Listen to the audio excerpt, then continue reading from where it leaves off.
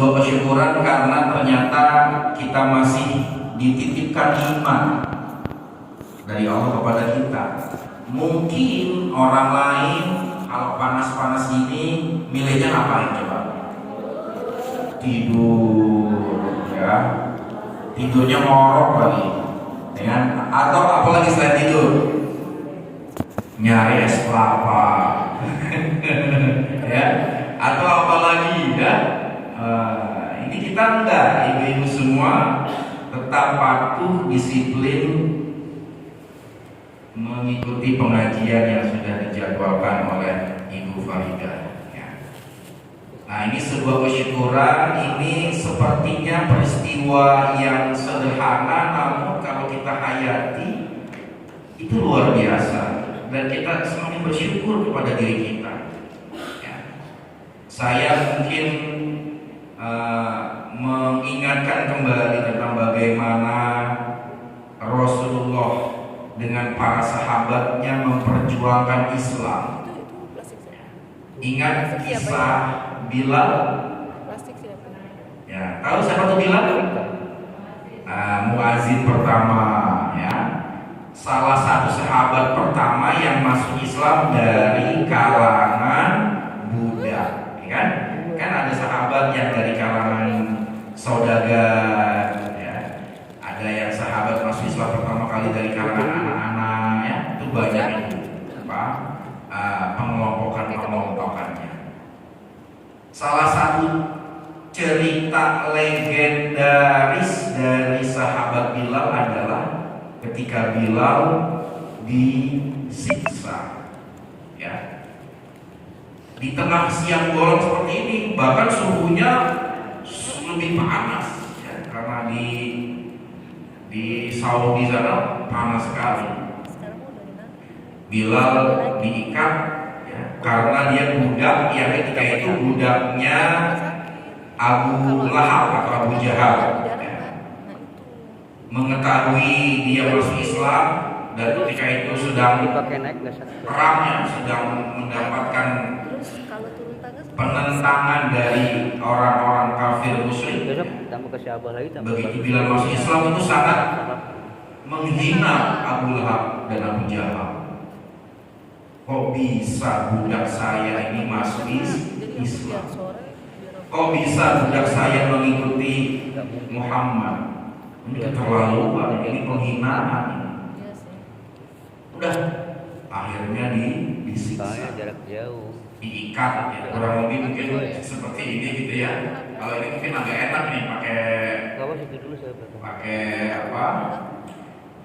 Ubin segala macam. Kalau di sana tanah, tandus, batu, diikat, dipasung gitu di tengah terik matahari, lalu ditindih batu yang sangat besar, taruh di perutnya. Udah ditindih dengan batu besar, apalagi dipecut. Dipecut. Ibu pernah dipecut nggak? Atau pernah merasakan dipecut? Enggak, karena suamiku baik-baik, ya. Nah, dipecut, disiksa sampai si Bilal dipaksa untuk pindah agama lagi, menjadi kafir lagi. Lalu apa yang diucapkan oleh Bilal? Beliau hanya berkata Ahad, Ahad, Ahad. Artinya Allah yang satu. Itu berhari-hari disiksa sampai akhirnya Bilal diselamatkan oleh Abu Bakar, ditebus dengan sekian dinar, sekian dirham yang kalau diangkat hari ini mungkin bisa puluhan juta. Nah, kalau kita mengenang bagaimana para sahabat itu memperjuangkan Islam, kita hari ini sangat patut harus bersyukur. Kita menerima Islam sudah otomatis, betul lah. Kita semua lahir sudah Islam, betul lah. Ada yang mualaf di sini? Oh, ibu mualaf. Oh, Masya Allah. Tahun berapa ibu mualaf? Lupa. Oh, ibu bersyahadat dengan siapa waktu itu? Waktu nikah. Oh iya, yes. Dengan penghulunya langsung. Oh, jadi syahadatnya pas nikah itu. Oh, unik juga ya. Ya. Ini mayoritas kita semua nih lahir sudah Islam. Tidak perlu melewati perjuangan seperti Bilal, seperti Umar bin Khattab, seperti Ali, seperti Abu Bakar, Utsman bin Affan. Tidak perlu melewati, tidak perlu mempertaruhkan nyawa. Nah, ini sebuah kesyukuran. Namun, ya, perjuangan kita berikutnya adalah ada pepatah yang mengatakan mempertahankan itu lebih sulit daripada merebut. Betul? Suami ibu ini dapetin ibu gampang apa mudah? Gampang nih Pak, berarti takut ibu ya. Kira-kira kemarin suami ibu dapetin ibu gampang apa sulit? Susah ya? Loh, ngedapetinnya aja susah, apalagi mempertahankan. Jauh lebih sulit. Semuanya begitu. Orang juara nih, misalnya juara bulu tangkis, gampang. Tahun depan lebih sulit. Merebut itu lebih mudah daripada mempertahankan.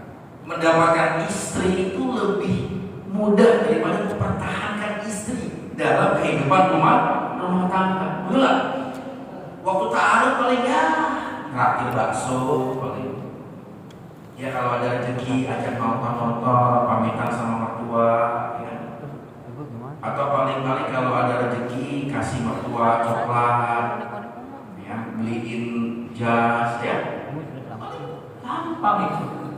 Tapi ijab kabul. Setelah menikah, ampun susahnya. Ya kan? Tidak hanya suami kita, tapi ibu juga mempertahankan suami juga jauh lebih sulit. Ekonominya, kemudian punya anak. Ini dari wajah-wajah saya yakin senior-senior semua nih sudah melewati keluarga lebih daripada 10 tahun. Betul nggak? Ya? Gimana rasanya berkeluarga setelah 10 tahun? Sama adanya waktu 5 tahun pertama.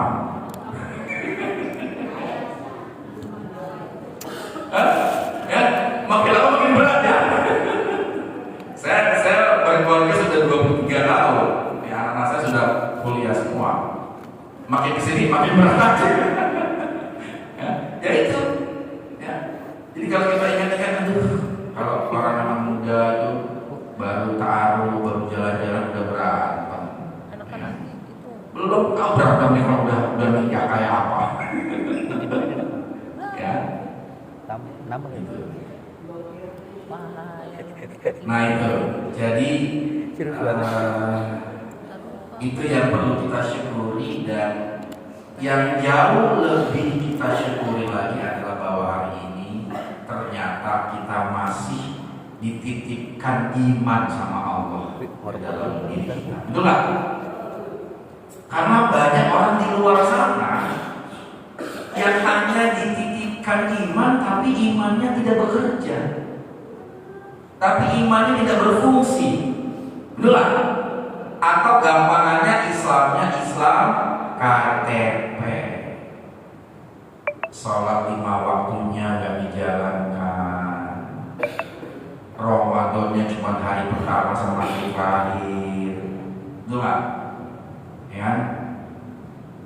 Apalagi zakat, infak, sedekahnya nggak ngerti. Banyak yang seperti itu. Islamnya Islam KTP. Sampai kemudian orang tuanya meninggal, nggak tahu apa yang harus dilakukan terhadap jenazahnya, nggak tahu cara memandikan, pemulasaran nggak tahu, apa? Akhirnya yang disuruh marbot masjid. Ya. Lah kalau kemudian Islamnya, imannya yang dititipkan itu tidak berfungsi, lalu untuk apa hidup yang kita jalani? Nah, kita semua, ibu-ibu semua bersyukur atas ridho Allah, atas qadar Allah. Ibu-ibu semua ditakdirkan untuk saling bersilaturahmi melalui pengajian Masjid Al-Muhajirin ini. Betul ya? Saya selingin pantun boleh nggak, Ustaz? Boleh ya? Saya kemarin ada acara disuruh pakai pantun, cuma nggak jadi itu. Saya udah capek bikin nggak jadi. Beli sembako ke pasar Cakung, harganya murah dan menyehatkan. Tahu nggak kenapa jamaah Masjid Al-Muhajirin dicintai Allah dan Rasulnya? Karena mereka rajin mengaji dan sembahyang.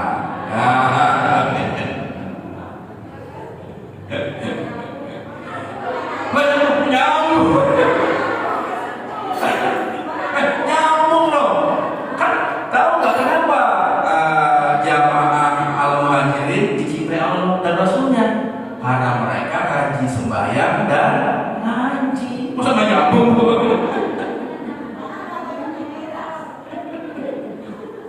Baik, oke, kita lanjut ya. Jadi kita bersyukur ibu sekalian. Salah satu kesyukuran terbesar kita adalah kita masih beriman.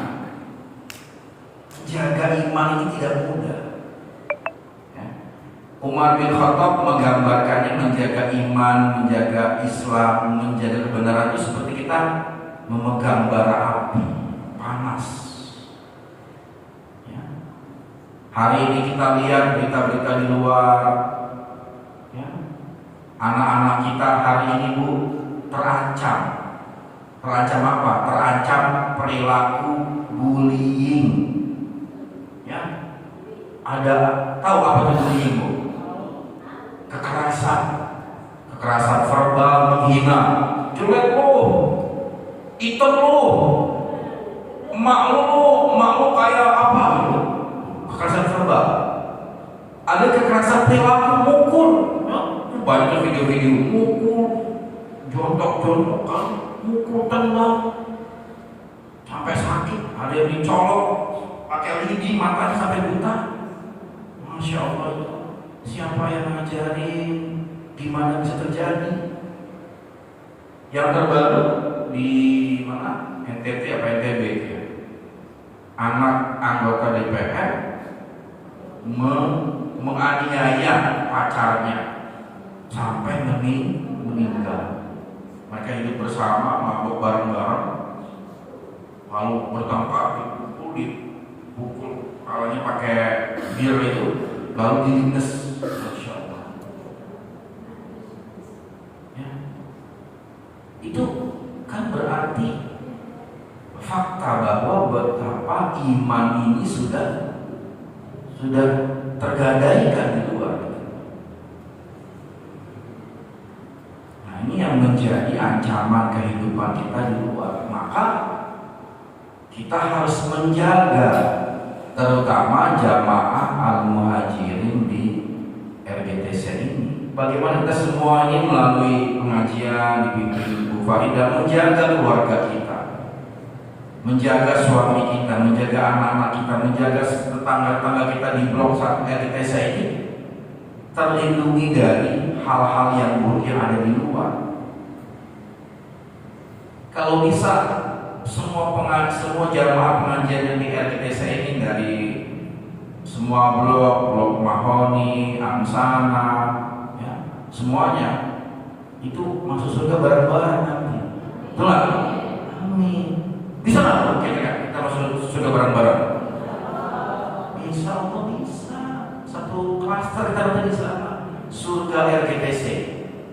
Keren. Maka jangan pernah meremehkan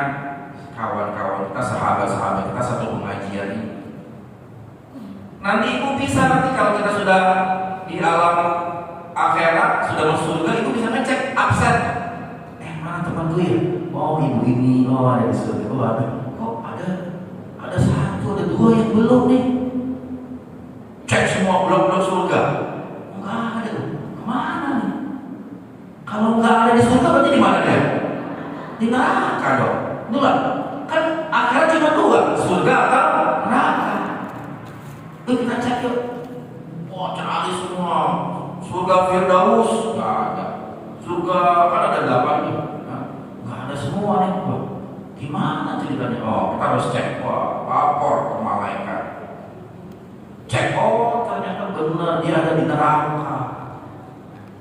Kenapa di neraka? Nggak tahu lah, itu mungkin dia punya salah, dia punya dosa. Aduh, gimana ceritanya nih? Nah, kita sahabat-sahabat itu bisa menjadi wasilah syafaat kepada saudara-saudara kita yang ada di neraka. Itulah gunanya bergaul dengan orang-orang yang soleh. Itulah mengapa kita tidak boleh menghina orang lain. Karena boleh jadi kita tidak tahu dengan apa kita masuk surga, dengan wasilah apa kita masuk surga, dengan siapa kita dimasukkan surga, kita tidak tahu.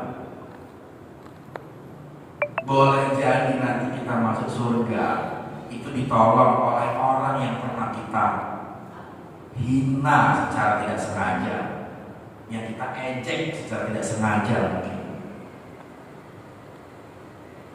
Maka mari kita bersemangat kembali di pengajian ini, karena tadi ini bukan hanya persoalan belajar agama, ini bukan hanya persoalan silaturahim, ini bukan hanya persoalan isi waktu daripada kosong, ini bukan persoalan apa ya apapun yang itu baik-baik. Ini persoalan mengaji, ini persoalan menyelamatkan kehidupan kita di dunia dan di akhir.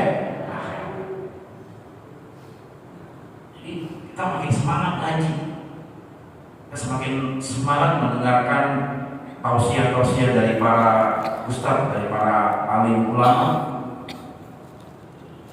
karena kita memang butuh yang namanya bekal ya Bu ya. Ibu kalau ngebekelin anak sekolah apa Bu yang dibekelin Bu? Nasi, apa lagi? Buah, apa lagi? Air minum, apa lagi? Duitnya berapa Bu? 2.000. Oh 10.000 banyak juga Bu ya. Ya, sekolah aja yang cuma 2, 3, 4 jam dikasih bekal. Apalagi hidup di dunia ini.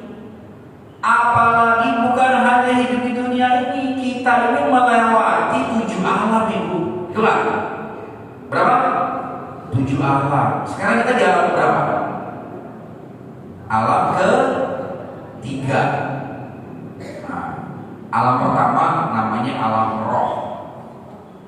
Ya, ketika itu seluruh manusia dari Nabi Adam sampai manusia terakhir nanti itu dikumpulkan. Itu tempat yang sangat luas. Ketika itu, di situ kita bersaksi di hadapan Allah. Kalau ayatnya itu alastu bi rabbikum, wahai manusia, wahai hambaku, umatku, apakah kalian bersaksi sungguh-sungguh bahwa aku adalah Tuhanmu? Allah jadi bertanya. Bala, kita semua menjawab bala. Iya, kami bersaksi engkau adalah Tuhan kami. Bersaksi itu berarti bukan hanya menyaksikan, bukan hanya mengakui, tetapi menjalankan semua perintah-perintah itu bersaksi. Itu di alam roh. Itu alam pertama. Kita udah lupa. Coba kita ingat kapan ya di alam roh? Nggak bisa. Karena beda alam. Itu alam roh. Yang kedua apa Bu? Alam apa? Alam rahim, di perut, di rahim ibu kita. Ibu masih ingat Bu, ibu di sana? Ya, alam rahim, ya kan? Itulah peristiwa kehidupan, ya. Bagaimana ayah bunda kita beribadah, memberikan sperma dan saling telurnya, nutfah, ya. Jadi kita, nah, kalau secara biologis, ilmu biologis, ya, sperma ayah kita itu jumlahnya itu ratusan juta, miliaran. Itu semuanya bertempur ketika masuk kepada sel induk telur bunda kita. Yang jadi dari sekian ratus juta itu yang jadi hanya satu atau 2, 3, 4 kalau itu anak kembar. Yang jadi itu siapa? Itu yang kita. Berarti ini kalau dari kajian motivasinya, kita ini adalah orang-orang yang terpilih. Karena banyak saudara-saudara kita gugur dalam proses pembuahan itu, nggak jadi. Kita yang terpilih. Ini saja sudah kesyukuran, kita yang terpilih oleh Allah, kita yang terbaik dari sekian juta sel-sel cawang manusia. Jadi ya kan, kalau ibu lihat di YouTube tua ada tuh videonya, sampai bulan ketiga, bulan keempat ditiupkan roh. Jadi roh yang dari dalam roh dimasukkan kepada janin si bayi. Ditentukan itu takdirnya, rezekinya, jodohnya, hidup dan mati di alam rahim selama 9 bulan. Ibu kan merasakan, saya nggak merasakan hamil Bu soalnya. Bagaimana perjuangan seorang ibu hamil sampai melahirkan. Ibu masih kan waktu melahirkan gimana? Mau nggak diulangi lagi Bu? Masya Allah ya perjuangan ibu ya. Ibu yang merasakan itu bagaimana? Saya punya anak 3, alhamdulillah mendampingi kelahiran istri saya. Melihat dengan mata kepala saya, Masya Allah itu manusia. Mohon maaf dari lubang yang kecil tiba-tiba nongol pala. Kok tiba-tiba gede banget? Iya, tahun 2003 anak pertama lahir. Untuk bidannya baik. Saya diajarin sama bidannya. Ini pembukaan 1, pembukaan 2, diajarin begitu. Sampai mau itu, dia Pak, tuh kita minta itu rambutnya Pak. Digituin sama bidannya. Saya dampingi sampai dengan istri saya, sampai keluar tuh. Kaget saya. Ditarik. Masya Allah.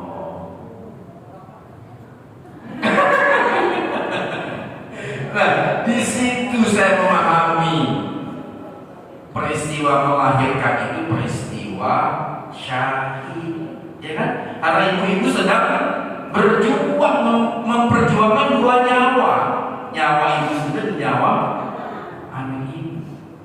Masya Allah. Dan begitu berat dan begitu agungnya gelar yang diberikan Allah kepada para ibu syahid. Sakitnya luar biasa. Bukan hanya sakitnya luar biasa, karena yang dilahirkannya pun makhluk yang luar biasa, namanya manusia. Nah, begitu lahir masuk ke alam. Nah, alam ketiga, alam dunia. Kita belajar yang udah-udah, ya kan? Kenapa setiap bayi itu lahir kok nangis? Kalau nggak nangis, dokter bidan bingung. Ini kok bayi tawadu banget. Kalau nggak nangis pasti dibuat nangis. Apa itu tepok, ya kan? Karena nangis itu tanda kehidupan, tanda jantungnya bergerak. Itu secara biologis. Tapi secara filosofis kenapa dia menangis coba? Ya? bahagia menangis. Kalau bahagia tertawa lu. Ayo, kenapa kira-kira? Setiap bayi kok menangis, filosofisnya apa coba? Karena dia takut ngeri dengan dunia. Dia udah asik nyaman di dalam bayi, ya kan? Nggak ngapa-ngapain, udah dikasih makan minum dari pusat ibunya kan? Tiba-tiba dia lahir, lepas semuanya, nangis dia. Konon katanya ya, setiap bayi itu melihat kotornya dunia ini. Setan-setan, dosa-dosa diperlihatkan semua di dalam kehidupan itu, makanya dia menangis. Mungkin kalau dia ngomong, mungkin dia ngomong, ya Allah, kalau bisa kembalikan aku ke rahimku saja.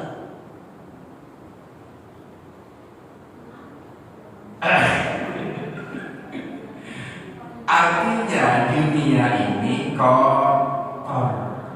Dunia ini tempatnya dosa. Apakah begitu? Ya memang begitu ciptaannya. Kan kalau kita ingat cerita Bunda Hawa dan bapak kita, nenek kita, kakek kita Adam, kan begitu.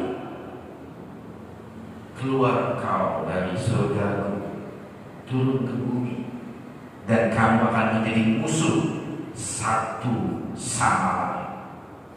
Kamu akan bertengkar, kamu akan saling membunuh, kamu akan saling menginjak di dunia. Ini kita sekarang di alam ketiga, alam dunia. Tempat yang kotor, tempat yang pokoknya jelek-jelek di dunia. Nah, karena ini tempatnya kotor, tempat yang ini, maka diturunkanlah para nabi dan rasul. Supaya apa? Yuzakir, mengingatkan. Apa yang diingatkan para nabi dan rasul itu? Diturunkan. Nabi Adam, Nabi Yusuf, Nabi Musa sampai Nabi Muhammad itu diutus untuk apa? Mengingatkan apa? Mengingatkan di alam roh yang pertama. Itulah. Kan kita sudah mengakui bahwa Allah adalah Tuhan kita. Terus di alam kedua lupa.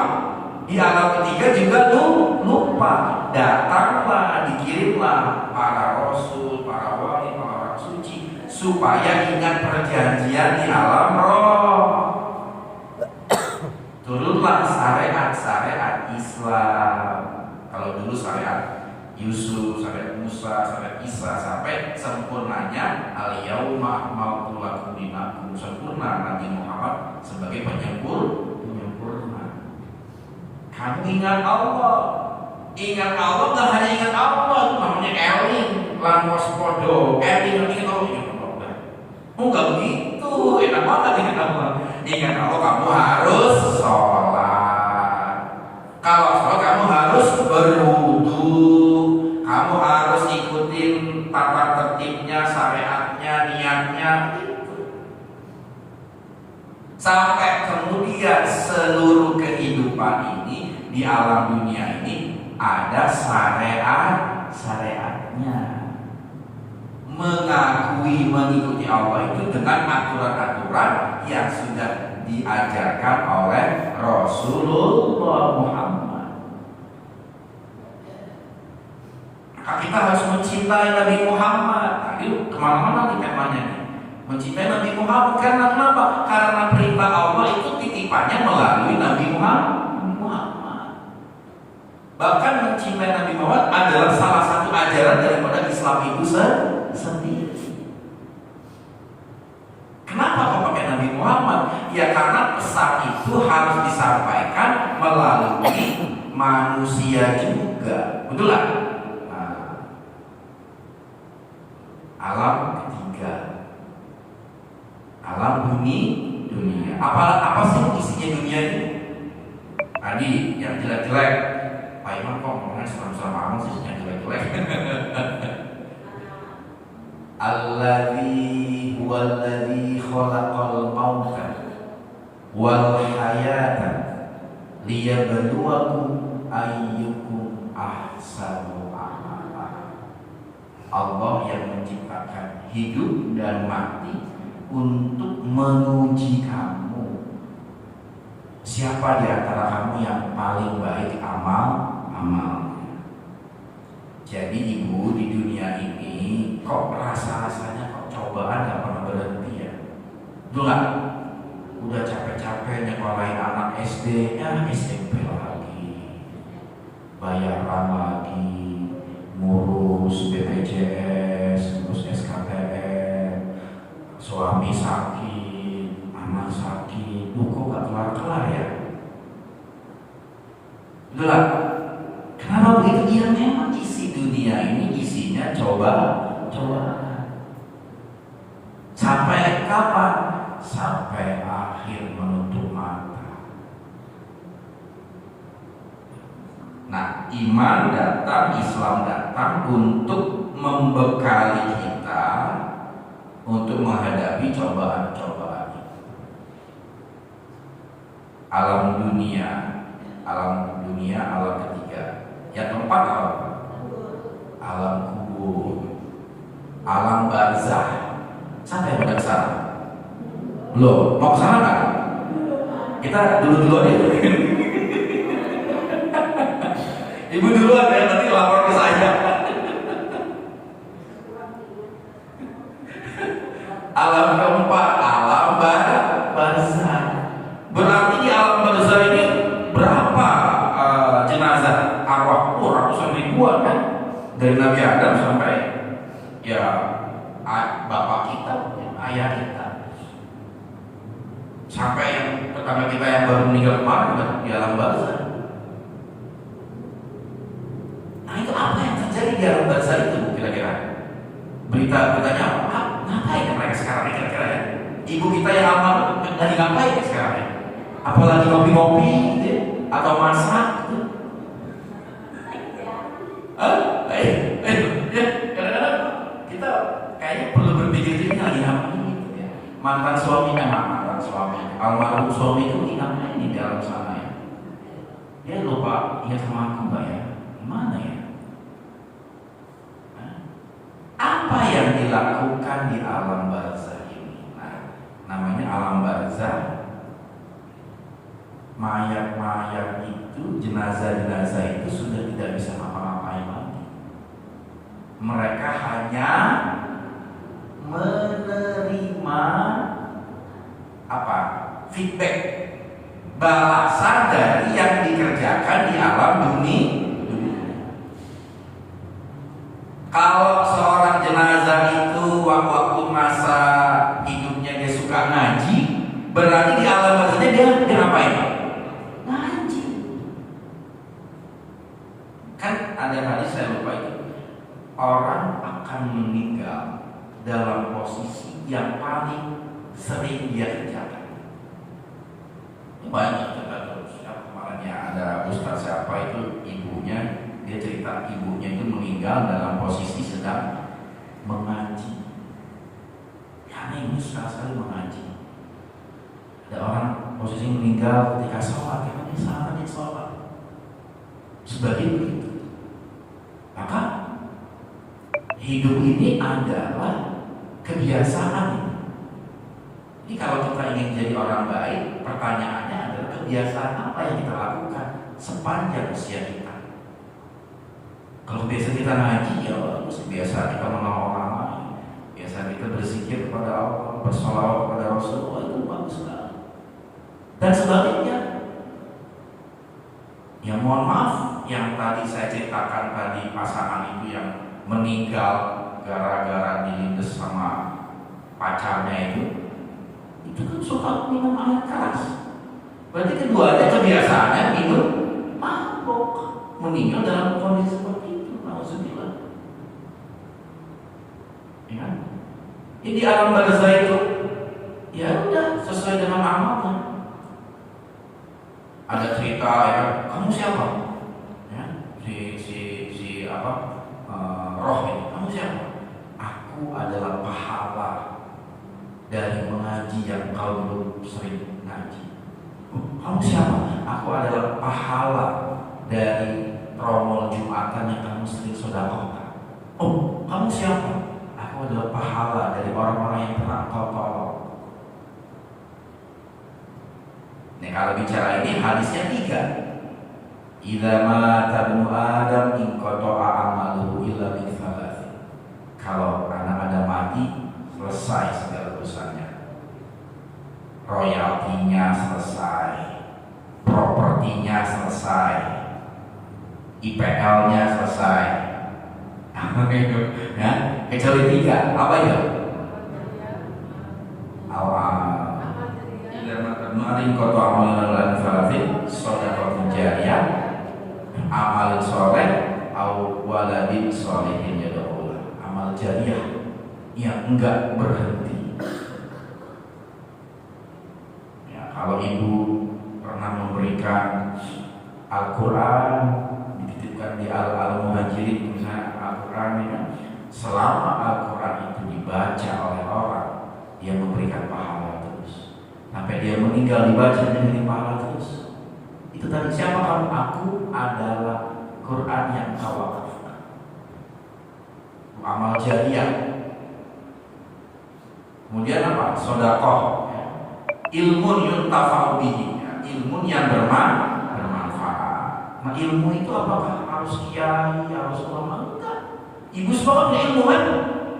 Apa ilmu? Ibu yang punya ilmu apa coba? Yang paling gampang. Ilmu masak. Ilmu yuntafa'u berarti kalau ibu masak yang enak, yang baik, dimakan oleh suami ibu, dimakan oleh anak-anak ibu, dimakan oleh tetangga ibu, dimakan oleh Ustadz Imam Radioso, itu mendapatkan pahala. Dan makanan yang masuk ke tubuh Imam Radioso berkhutbah berdakwah, ibu dapat pahalanya. Makanya saya dapat banyak makanan kayaknya.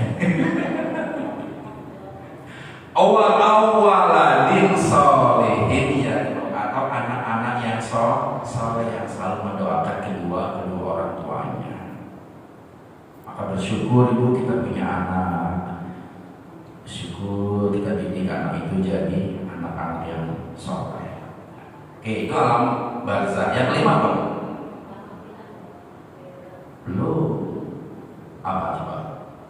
Alam mahsyar. Jadi siapa malaikat peniup trompet sangkakala? Israfil ya. Israfil ya, betul ya.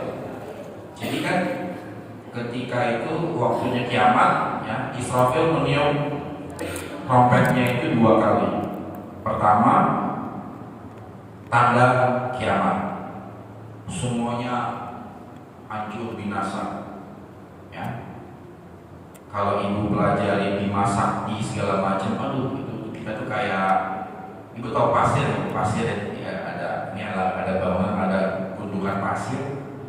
1 biji pasir itu adalah bumi kita. Nah, luasnya semesta ini luar biasa. Ada bumi, ada tata surya, ada Bima Sakti, ada Bima ratusan ribu, jutaan bintang di sana. Itu semua hancur. Al-Qari'ah, Mal-Qari'ah, wa ma adraka mal-Qari'ah, yauma yakunun nasu kal farashil mabthus wa takunul jibalu kal ihdan. Kayak apa? Gunung itu udah kayak kapas semua. Dahsyatnya kiamat. Mati semuanya. Dan makhluk terakhir yang mati adalah malaikat itu, Israfil. Dan yang pertama kali dibangunkan adalah malaikat Israfil. Dia meniup sangkakala lagi. Bangun semuanya. Itu namanya alam mahsyar. Dikumpulkan di lapangan besar sebanyak manusia.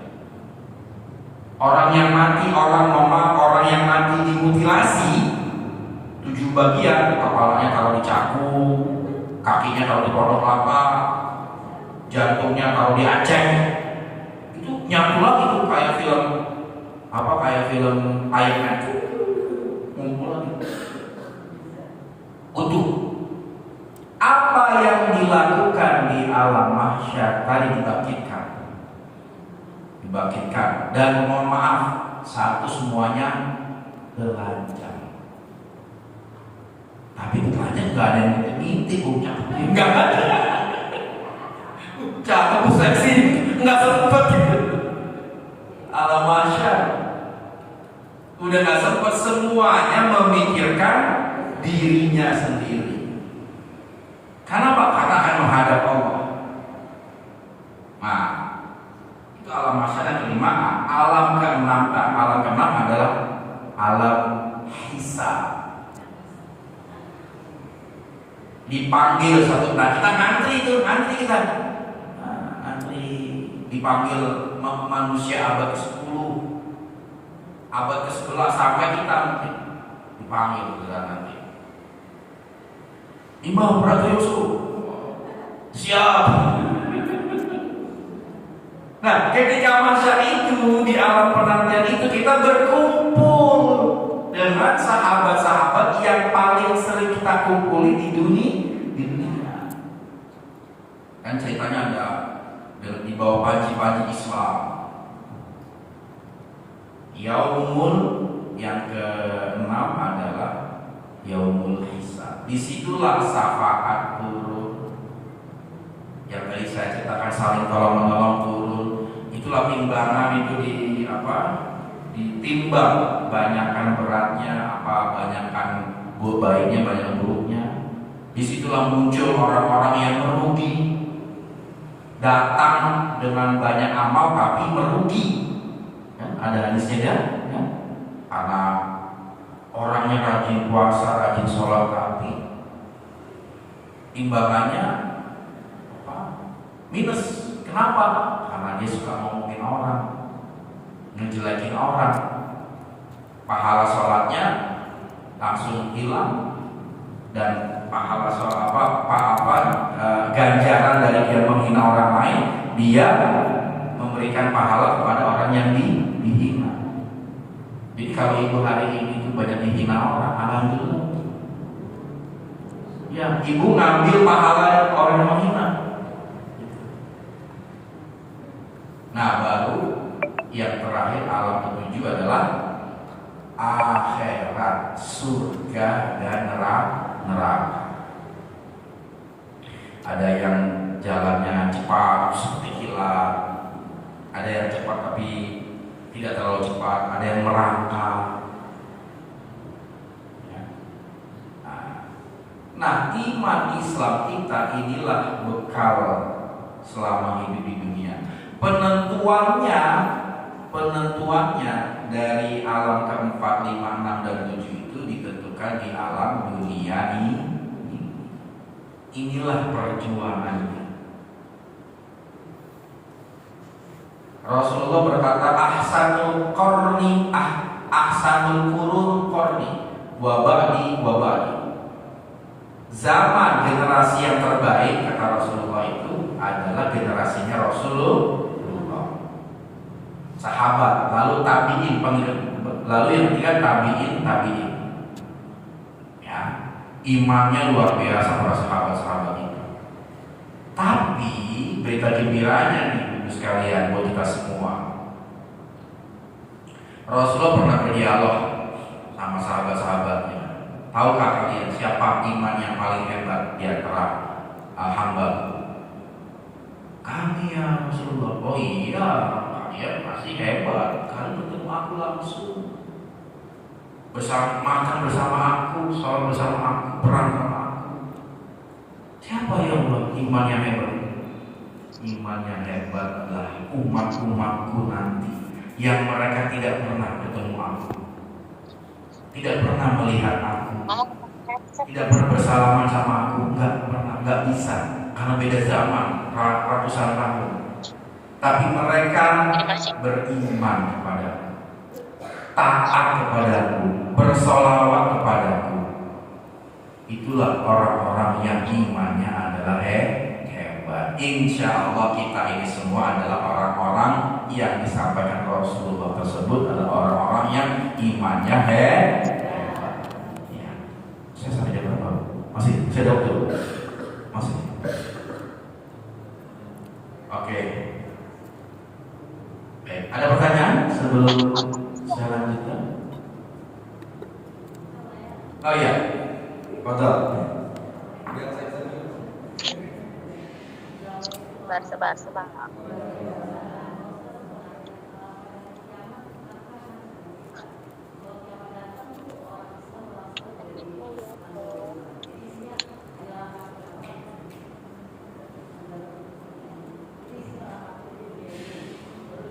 Oh, di hari terakhir kiamatnya. Ya, makasih Bu ya. Memang ada hadis yang mengatakan kiamat tidak akan terjadi selama masih ada manusia mengucapkan kalimat la ilaha illallah. Berarti kiamat itu terjadi sudah tidak ada keimanan lagi. Semua orang itu sudah rusak kafir. Ya. Gambarannya yaitu orang mama berzina itu udah gak ada malunya. Ya makanya kita masih bersyukur lah.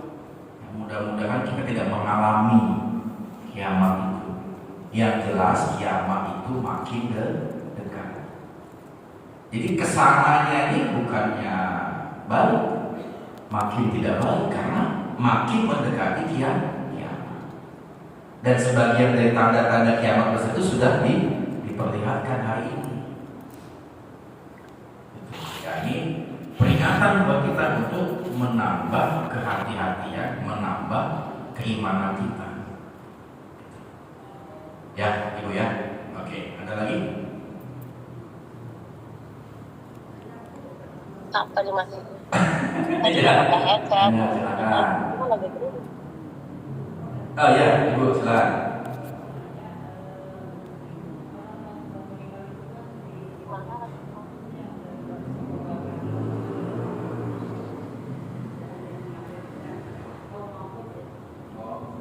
Aku diulangi Bu, orang yang meninggal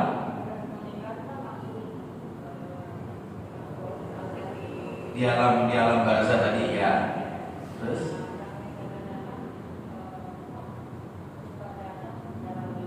oh iya. Oke, bagus sekali. Ya, bagus. Jadi gini Bu.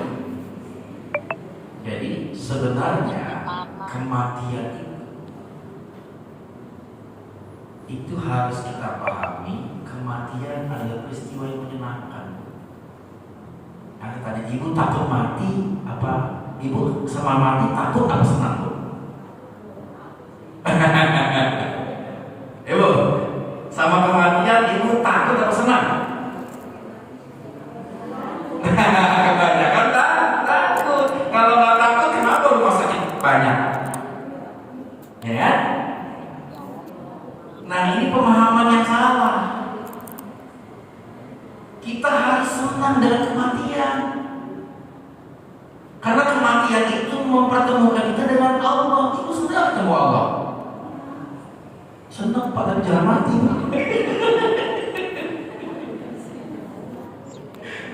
Kematian itu mengantarkan kita kepada Allah. Jadi kita harus senang dengan kematian. Nah, senang dengan kematian itu bukannya pengen mati, bukan. Senang dengan kematian itu mempersiapkan kehidupan ini untuk menyambut kematian dengan sukacita. Ya ayat Tuhan nafsul mutmainnah, irji'i ila rabbiki radiyatan mardiyah fadkhuli fi ibadi wadkhuli jannati. Wahai jiwa-jiwa yang tenang, irji'i kembalilah kau kepadaku, irji'i ila rabbiki radiyatan mardiyah, dengan ridho ikhlas. Engkau ridho, aku pun ridho itu. Jadi jangan takut dengan kematian, justru kita senang dan kematian. Maka ada ungkapan ad-dunya sijnul mukmin. Dunia ini adalah penjara orang-orang mukmin. Pengertiannya penjara itu adalah penjara itu kita terpasung kan, tubuh nih, tubuhnya kita sebenarnya roh kita ini dipasung oleh tubuh kita. Kenapa kita disuruh puasa? Ayo, supaya kita lebih mengenali roh kita, supaya makan minum yang itu adalah kebutuhan fisik kita jangan mengalahkan kebutuhan roh kita. Kebutuhan roh kita itu apa? Kebutuhan roh kita itu ketemu Allah yang di alam roh tadi. Alastu birabbikum, bukankah aku Tuhanmu? Iya. Apa kebutuhan roh? Ingat Allah. Apa yang kamu zikir? Allah, Allah, Allah, Allah, subhanallah. Itu kebutuhan roh. Nah, kita disuruh puasa biar mikirin teh pucuknya, mikirin aquanya nggak kebangetan, mikirin ketopraknya nggak kebangetan, mikirin emasnya nggak kebangetan, mikirin itu semua sekedarnya sebagai kendaraan hidup duniawi saja. Yang lebih utama adalah roh. Roh ini makanannya ada zikir, ibadah pada Allah, zikir, sholawat, ngaji, berbuat baik, itu roh. Maka kita harus senang dengan kematian, karena kematian itu bertemu dengan Allah dan meninggalkan dunia ini. Nah, kalau ada pertanyaan, jadi sebenarnya kematian itu hanya pindah alam. Pindah alam tuh kayak kita kalau ngebuka ini pintu ini keluar itu pindah alam, gambarnya seperti itu. Jadi di mana? Ya di sini sebenarnya, cuman pindah alam. Di alam itu kan pindah dari dunia ke alam barzakh. Maka dalam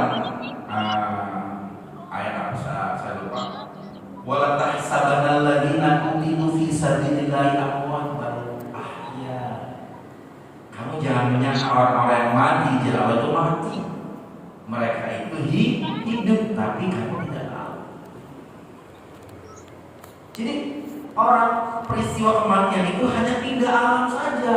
Orangnya tetap ada, fisiknya yang mati ya. Roh kita bisa begini semua nih karena masih ada roh kita. Nah, roh ini yang nggak bisa mati. Mati itu tubuhnya dikubur, rohnya masuk ke alam barzakh. Nah, apakah para arwah-arwah itu bisa melihat kehidupan dunia? Jawabannya bisa. Itu kita nggak bisa melihat mereka, mereka bisa melihat kita. Jadi kalau kita sedih, mereka juga sedih. Kalau nggak gitu, ngapain kita tahlilan? Itulah, ngapain kita tahlilan? Capek-capek tahlilan. Apa yang bikin berkah? Borosin aja. Orang mati diberkatin, ngapain? Apa yang kita tawasulan?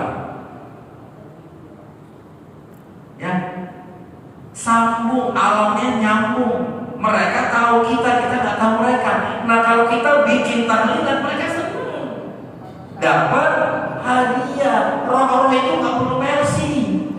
Oh, kita kasih hadiah mercy. Mau tahu di mana? Kuburannya cuma 2 kali 1. Tapi kalau kita kirim Fatihah, kita buat tahlilan, kita buat haul, itu pahalanya sampai ke mereka. Kita bikin khotaman, itu pahalanya sampai ke mereka, senang.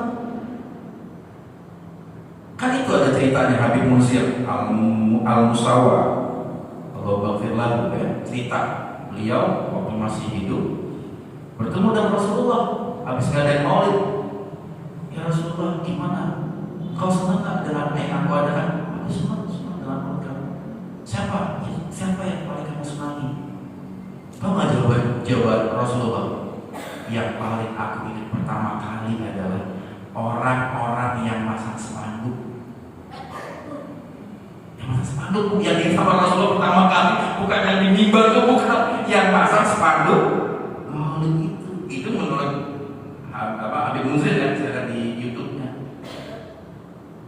Berarti Rasulullah melihat. Terus kalau tadi ibu tadi selawat kan, ya? Ya Rabbi bil Mustafa baligh maqasidana, ya? Atau Allahumma sholli ala, itu kan sampai ke Rasulullah. Betul nggak? Rasulullah tahu kan? Berarti kita ini nyambung dengan alam itu. Dan ada malam-malam tertentu, ya saya kurang begitu hafal, tapi ada riwayat mengatakan di malam Jumat, roh-roh itu mampir ke rumah kita, datang nengok. Itulah kenapa kita diminta untuk tahlil, baca yasin, itu menyambut beliau-beliau. Nah sayangnya beliau-beliau itu tidak bisa komunikasi, karena kalau komunikasi itu kan berani ya.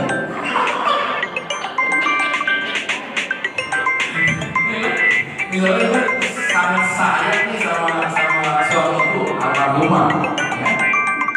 Ngaji,